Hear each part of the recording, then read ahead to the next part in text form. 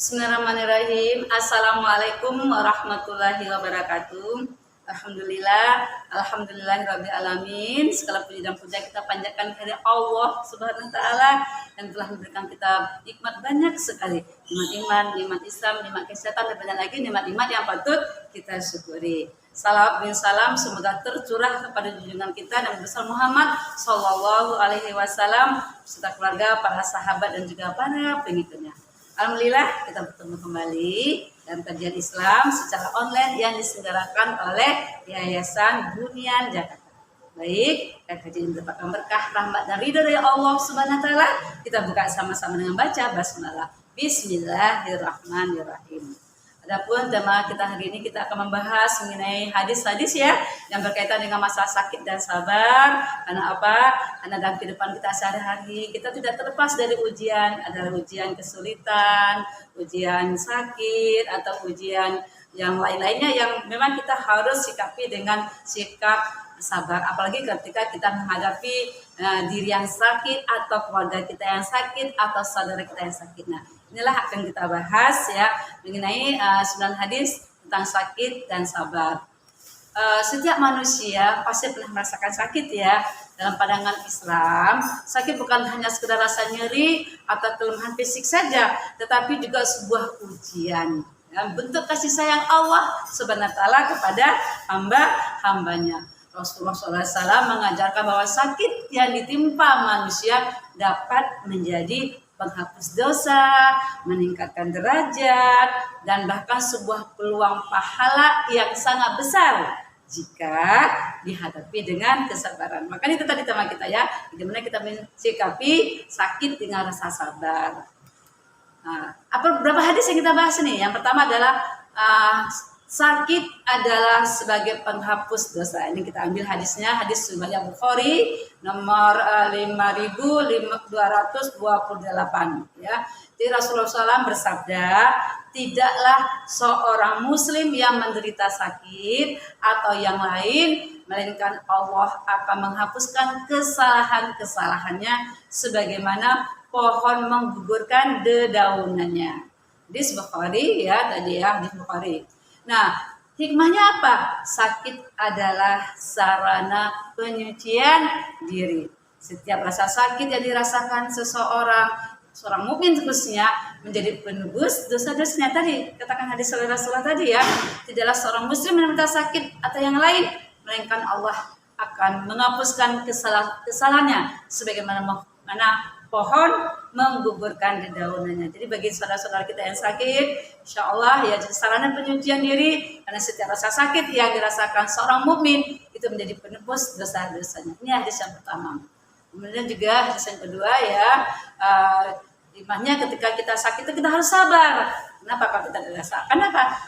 Sabar itu adalah cahaya hidup. Rasulullah SAW bersabda, sabar adalah cahaya. Hadis riwayat Ahmad. Nah, hikmahnya apa? Sakit sering membawa gelap dalam hati, tapi sabar adalah cahaya yang menerangi jalan seorang mukmin untuk tetap optimis dan dekat pada Allah. Ketika sakit kita harus sabar. Karena apa? Karena sabar adalah cahaya. Kalau sakit buat kita tuh kadang merasa pesimis, sedih, ya gelap perasaan kita, tapi dengan kita yakin Rasulullah telah bersabda tadi ya dalam hadis riwayat Ahmad, sabar adalah cahaya. Kalau kita mensikapi dengan sabar, insya Allah sakit akan menjadi cahaya yang menerangi jalan seseorang untuk tetap optimis dan selalu dekat pada Allah Subhanahu wa taala. Yang ketiga, hadis yang kita ambil juga adalah syukur dalam keadaan sakit. Ini kita bisa lihat dalam hadis riwayat Muslim ya, hadis ke 5318 ya. Rasulullah SAW bersabda, perkara seorang mukmin sangat mengagumkan. Segala apa yang terjadi itu yang terbaik untuknya, dan hal itu tidak akan pernah didapatkan oleh seorang pun kecuali pada diri seorang mukmin. Bila mana ia mendapatkan kenikmatan, senantiasa ia bersyukur dan itu baik untuknya.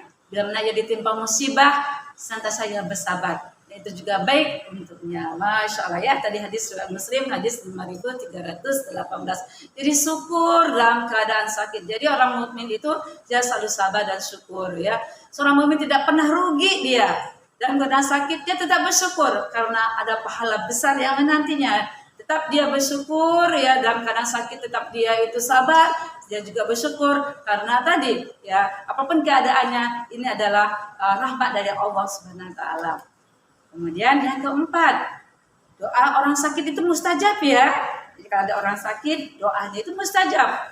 Rasulullah SAW bersabda, jika kamu mengunjungi orang sakit, maka mintalah agar ia mendoakanmu. Sebab doanya seperti doa para malaikat. Masya Allah. Ini hadis riwayat Ibnu Majah. Hadis nomor 1431. Hikmahnya apa? Doa orang sakit memiliki kedudukan istimewa di sisi Allah. Karena keluar dari hati yang tulus dan penuh harapan. Jadi kalau kita mengunjungi orang sakit, ya itu ya. Bagus sekali doa orang sakit itu. Karena doanya seperti para malaikat. Ya tadi hadis riwayat Ibnu Majah. Jadi karena keluar dari hati yang penuh ketulusan dan penuh harapan. Dan kita lagi hadis yang kelima nih, ganjaran pahala bagi yang sabar. Allah Subhanahu wa taala juga berfirman dalam surah Az-Zumar ayat 10, sesungguhnya hanya orang-orang yang bersabarlah yang disempurnakan pahalanya tanpa perhitungan. Masya Allah ya.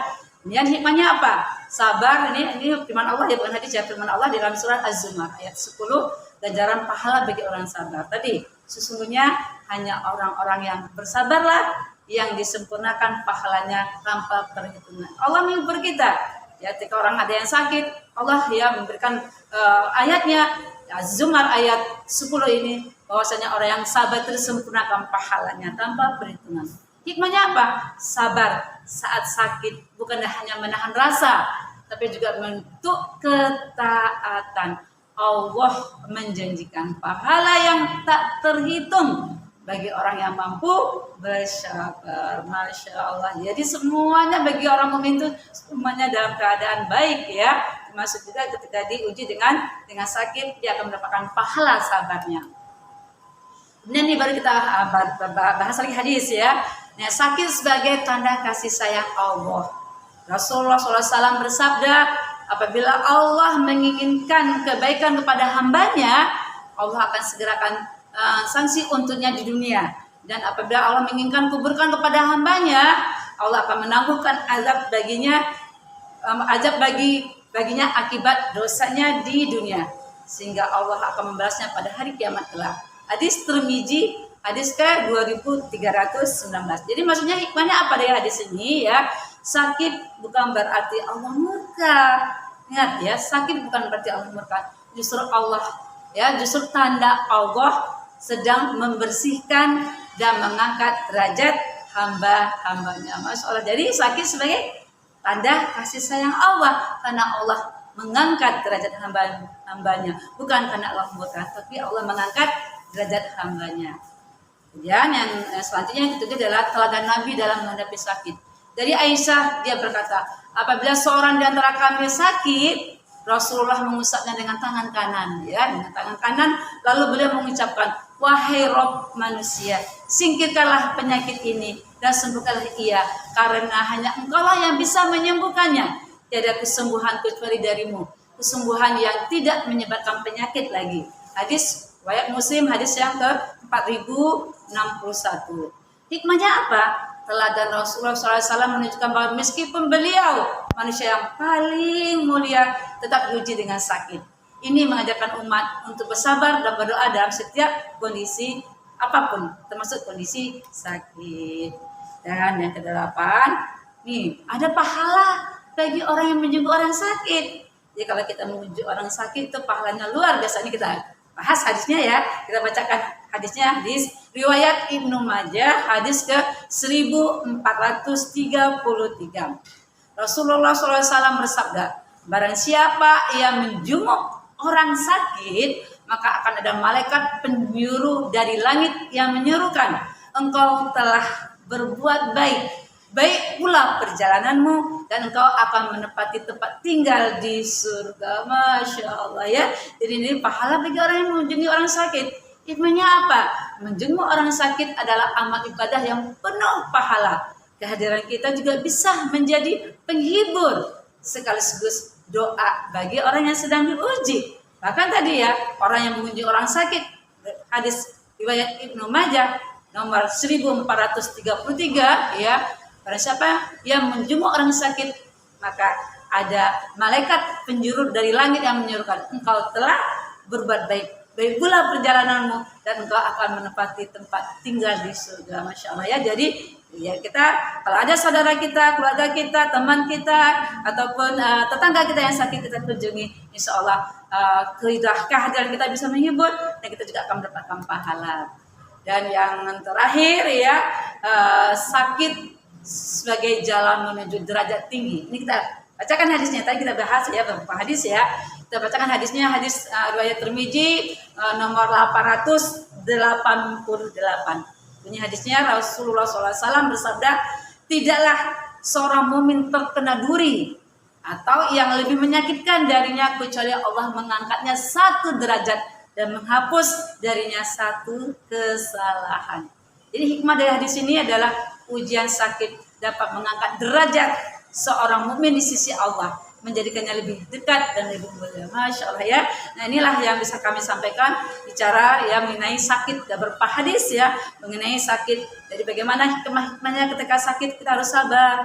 Ketika sakit tadi ya banyak sekali hadis Rasulullah yang kita sampaikan tadi. Allah akan menghapuskan dosa-dosanya, akan diangkat derajatnya, diberikan pahala. Mudah-mudahan Allah selalu memberikan kita kesehatan. Ketika Allah memberikan kita sakit, kita sabar. Insya Allah terus kita minta ridha Allah, minta kesembuhan dari Allah.